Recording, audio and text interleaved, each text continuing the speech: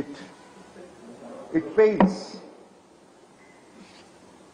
కానీ ఈ రాష్ట్ర ప్రజలకి, ఈ వ్యవస్థలు రన్ చేస్తున్నటువంటి వ్యక్తులకి కనువిప్పు కలగాలని దేవుడు వాళ్ళకి చట్టపరంగా వ్యవహరించమని చెప్పాలనే ఒక ఉద్దేశంతో వాళ్ళని ఆదేశించాలనే ఉద్దేశంతో భగవంతుడు గత్యంతరం లేని పరిస్థితిలో ఈ రాష్ట్రంలో జరుగుతున్నటువంటి దుర్మార్గమైనటువంటి పాలన, నియంత కన్నా ఎక్కువ జరుగుతున్నటువంటి పాలన, రాజ్యాంగాన్ని తూట్లు పడుస్తున్నటువంటి పాలన, ఈ పరిపాలన ఒక పాలకుడి చేతిలో పడి సర్వనాశనం అయిపోయినటువంటి పరిస్థితిలో మీకు అందరికీ తెలుసు, విలియం బ్లాక్స్టోన్ ప్రకారం king can do no wrong, king can do no wrong అని ఇంగ్లీష్ జ్యూరిస్ట్ విలియం బ్లాక్స్టోన్ చెప్పాడు. అంటే ఒక మొనార్క్ దేవుడి చేత ఆయన అధిష్ఠించబడాడని, ఆయన is infallible and not accounting to legal, is not accountable to legal scrutiny. దాని అర్థం అదే, కింగ్ కెన్ డూ నో రాంగ్ అని. అదే పరిస్థితిలో ఈ రాష్ట్రంలో Chandrababu Naidu king can do no wrong అనే పరిస్థితిలో వ్యవహరిస్తున్నాడు. వారి మీద ఉన్నటువంటి కేసులు, వారి మీద ఉన్నటువంటి స్కామ్లు, వారు చేసినటువంటి స్కీమ్లు గత ప్రభుత్వంలో కానీ అంతకుముందు కానీ చెప్పుకుంటూ పోతే వేల కోట్ల రూపాయల అవినీతి, వేల కోట్ల రూపాయల స్కీములు, స్కామ్లు బయటపడినటువంటి వైనం. ఆ కేసులన్నీ ఒక ప్యాటర్న్ ప్రకారం ఇంచుమించుగా ఒక్క నెలలో, నియర్లీ 1 monthలో ఒక ముహూర్తం చూసుకొని, మంచి ముహూర్తం చూసుకొని కోర్టులో క్లోజ్ చేసుకుంటున్నారు. ఏ పోలీస్ అయితే, ఏ సిట్ అధికారులు అయితే, ఏ సిఐడి అయితే శ్రమపడి కొన్ని వందల మంది సాక్ష్యాలను విచారించి వాళ్ళు వాంగ్మూలములు రాసినటువంటి సిట్టు, అదే సిఐడి ఈ రోజు వచ్చి ఏమీ లేదు కేసులు, చంద్రబాబు పునీతుడు, మంత్రజలాలు, పవిత్ర జలాలు ఆయన మీద చల్లుకున్నాడు కాబట్టి ఈ వ్యవస్థ, ఈ ప్రతి ఒక్క వ్యవస్థ అతన్ని ఏమీ చేయలేనటువంటి దురదృష్టకరమైన పరిస్థితి. మీకు అందరికీ తెలుసు, రకరకాల స్కామ్లు కూడా ఈ మధ్యకాలంలో సుమారు 1 నెల నుంచి చంద్రబాబు నాయుడు కోర్టులో ప్రతి కేసు కొట్టేయించుకుంటున్నాడు. అది ప్రజలందరికీ తెలుసు. ముఖ్యంగా ఒక inner ring road case, scam of 21.30 crores was closed, and assigned lands case where about hundreds of crores, వందలటువంటి కోట్ల యొక్క అవినీతిని క్లోజ్ చేయడం జరిగింది. ఒక లిక్కర్ కేసులో కూడా ప్రభుత్వం వారు అప్పుడు ఒక బెనిఫిట్ ఇచ్చిన దానిలో కొన్ని వేల కోట్లు ప్రభుత్వానికి నష్టం వచ్చిన కేసు కూడా క్లోజ్ చేసుకోగలిగింది. అన్ని కేసులు చంద్రబాబు నాయుడు ఇదే సిఐడి, ఏ సిఐడి అయితే, ఏ సిట్ అయితే తన మీద కేసు పెట్టిందో, ఏ సిట్ అయితే తన మీద వాల్యూమ్స్ ఆఫ్ సాక్ష్యాలను సేకరించిందో, అదే సిట్ చేతనే ఆయన మిస్టేక్ ఆఫ్ ఫ్యాక్ట్ కింద ఈ కేసుల్లో సాక్ష్యాధారాలు లేవని క్లోజ్ చేసుకుంటుంటే ఈ వ్యవస్థ ఎక్కడికి పోతుంది? ఇది ప్రశ్నించే వాళ్ళు కూడా లేకుండా పోతే ఈ రాజ్యాంగం ఆంధ్ర రాష్ట్రంలో అమలవుతుందా లేదా చాలా బాధాకరమైన విషయం మీ ముందర చెప్తున్నా. అదే స్కిల్ డెవలప్మెంట్ కేసులో సుమారు 150 మంది సాక్షులను విచారించినటువంటి సిట్టు 18 మంది అధికారుల యొక్క వాంగ్మూలం మ్యాజిస్ట్రేట్ గారి దగ్గర రికార్డ్ చేసినటువంటి వైనం. ఆ కేసు కూడా 371 కోటి ఆంధ్ర రాష్ట్ర ఖజానా నుంచి దాచుకున్నటువంటి వైనం.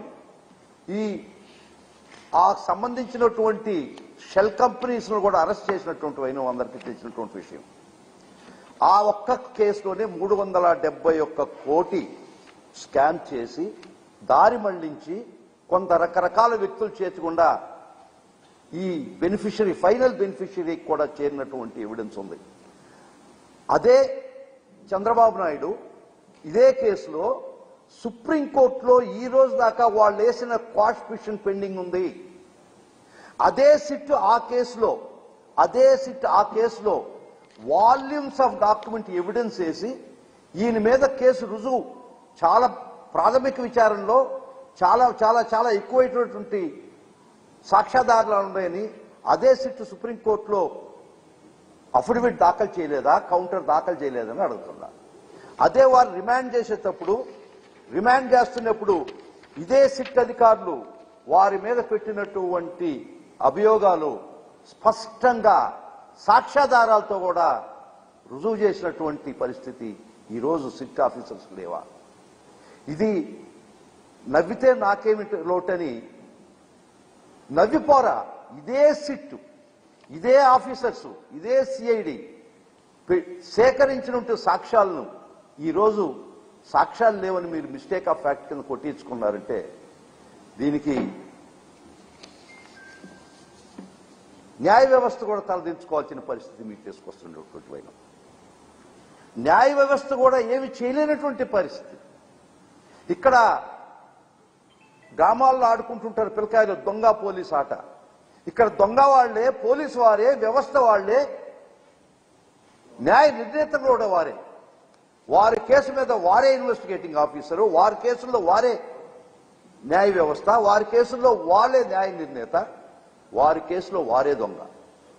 ఇటువంటి పరిస్థితుల్లో ఈ విధంగా అన్ని వ్యవస్థలను నిర్వీర్యం చేసి అన్ని కేసులు కొట్టించుకుంటుంటే ఈ భారతదేశంలో కళ్ళప్పగిచ్చి వ్యవస్థలో న్యాయ వ్యవస్థ ఖచ్చితంగా చూడదు. Will take it to the highest doors of the judiciary. ఈ రోజు కూడా భారతదేశంలో న్యాయ వ్యవస్థ చాలా పటిష్టంగా ఉంది. ఖచ్చితంగా ఈ ఆటలు సాగనివ్వమని మరొకసారి చెప్తున్నాం. ఏదో వచ్చిన సంతోషపడబాకండి, తర్వాత ఖచ్చితంగా మీ ఆటలు కట్టబడే రోజు వస్తుంది. న్యాయస్థానం ద్వారానే మీ ఆటలు కట్టిస్తాం. కొన్ని వందల వేల కోట్ల రూపాయల స్కాములు చేసి మీకై మీరే కేసులు మూసేయించుకోవడం అంటే ఇంతకన్నా దుర్మార్గం ఇంకొకటి లేదు. ఈ పోలీస్ ఆఫీసర్ని, ఈ సిట్ అధికారులను ఒకటే అడుగుతున్నా నేను, మీరు సేకరించిన సాక్ష్యం డిజిటల్ గా మాన్యువల్ గా భద్రపరిచినటువంటి సాక్ష్యం, స్కిల్ డెవలప్మెంట్ కేసులో 150 మంది సుమారు విచారించినటువంటి సాక్షులు ఏమైపోయారు? 18 ఆఫీసర్లు గౌరవ మ్యాజిస్ట్రేట్ దగ్గర ఇచ్చిన వాంగ్మూలం ఏమైపోయింది? ఇన్నర్ రింగ్ రోడ్ కేసులో మీరు క్లోజ్ చేయించారా? స్కిల్డ్ లిక్కర్ కేసులో మీరు క్లోజ్ చేసుకున్నారా? శాండ్ కేసులో కూడా మీరు క్లోజ్ చేసుకున్నారా? మీరు అన్నిట్లో ప్రతి కేసులో మీ యొక్క అధికార దుర్వినియోగం చేసి, ముఖ్యంగా ఇంకోటి చెప్తున్నానండి, ఈ స్కిల్ డెవలప్మెంట్ కేసులో చంద్రబాబు బెయిల్లో ఉన్నాడు. 53 రోజులు జైల్లో ఉన్నాడు. జైలుకు పోయేటప్పుడు కూడా కేసులో ఆధారాలు ఉన్నాయని, ప్రాథమిక ఆధారాలు ఉన్నాయనే కదా కోర్టు వారు పంపించింది. మీ క్వాష్ పిటిషన్ గౌరవ ఆంధ్రప్రదేశ్ హైకోర్టు మీరు వేసిన పిటిషన్ కొట్టేసింది మీ మీద సాక్ష్యాలు ఉన్నాయనే కదా. అదే సుప్రీంకోర్టుకు మీరు పోయిన తర్వాత మీ క్వాష్ పిటిషన్ కూడా కొట్టేయకుండా ఇంకా హీరింగ్లు ఉందంటే మీ మీద సాక్ష్యాలు ఉన్నాయనే కదా.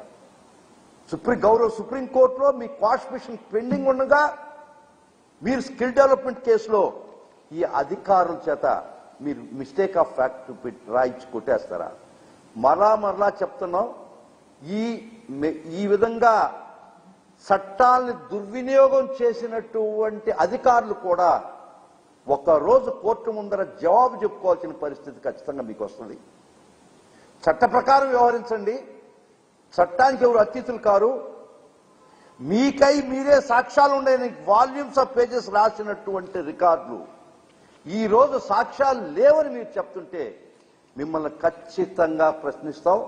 కోర్టు ముందర మిమ్మల్ని కూడా దోషులుగా నిలబెడతాం. ఎందుకంటే ఇన్వెస్టిగేషన్ అనేది మీ యొక్క సొంత విషయం కాదు. అకార్డింగ్ టు విన్సెంట్ ఫ్రాన్సిస్, ఒక చట్ట ప్రకారం there is rule of law in this country. ఒక చట్టాన్ని ఫాలో అవుతున్నటువంటి రాజ్యాంగం ఈ దేశంలో ఉన్నది, మీ సొంత రాజ్యాంగాల మటుకు కాదు.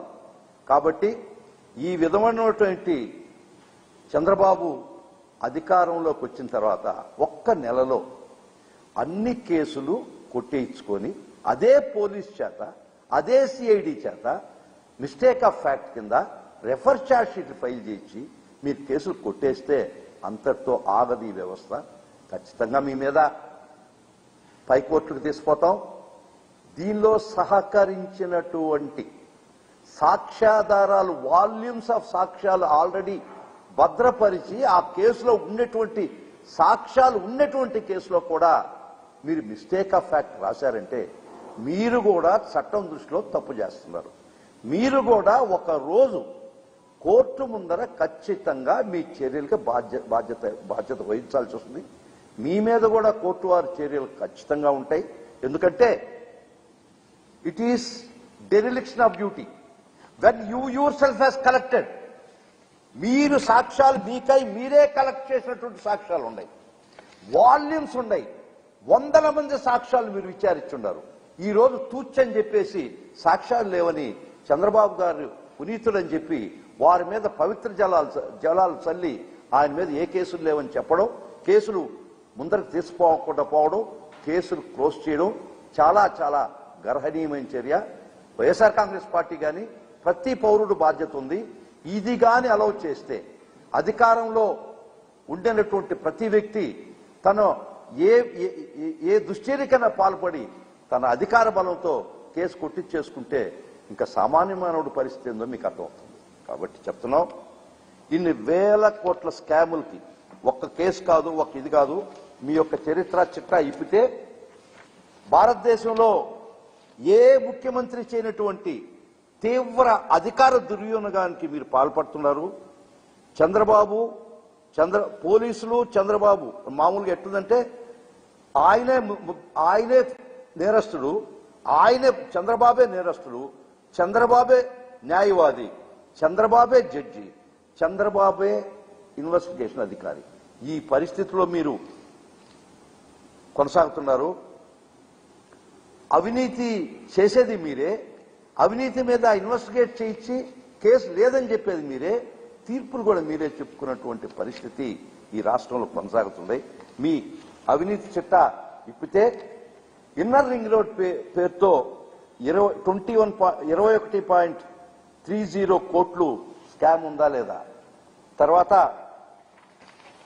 ఈ స్కిల్ డెవలప్మెంట్ కేసులో 371 కోట్లు మీరు అవినీతికి పాల్పడ్డారని సాక్ష్యాధారాలు ఉన్నాయా లేవా? అసలు బేసిక్ గా ఈ కేసులో పిఎంఎల్ఏ కూడా ఈడీ కూడా ఇన్వాల్వ్ అయ్యి కొరవ ముద్దాయిల్ని అరెస్ట్ చేసిందని కాదా? ఎన్ఫోర్స్మెంట్ డైరెక్టరేట్ పిఎంఎల్ఏ చట్టాన్ని ఉపయోగించుకొని కొంతమంది ముద్దాయిల్ని, మీరు 37 మంది ముద్దాయి ఈ కేసులో ముద్దాయిల్ని కొంతమంది అరెస్ట్ చేసి జైలుకి కూడా పంపించున్నారు కూడా, మీతో కూడా ఈడీ కూడా ఇన్వాల్వ్ అయ్యి ఉంది కదా.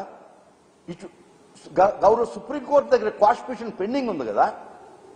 ఈ పరిస్థితుల్లో మీరు వేసిన పిటిషన్ దానికి అదే ప్రభుత్వం తరఫున సిఐడి సిట్ చేసినటువంటి కౌంటర్లు ఉంటాయి కదా, దానిలో ఏం చెప్పబడినుంది, మొత్తం సాక్ష్యాలు మీరు దానిలో పొందుపరుచున్నారా లేదా?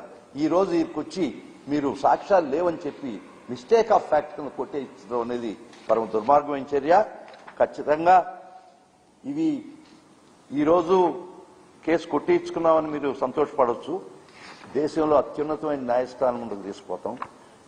దీనికి కారకులైన మీరు, మీకు సహకరించినటువంటి ఉద్యోగులు ఎవరైనా సరే వారిని కూడా దోషులుగా కోర్టు ముందు నిలబెడతాం. Because dereliction of duty. ఈ ఒక్క స్కామ్ ఏందని ప్రతి కేసు 5-6 కేసెస్ ఈ ఒక్క నెలలో మీరు కొట్టించుకున్నారా లేదా?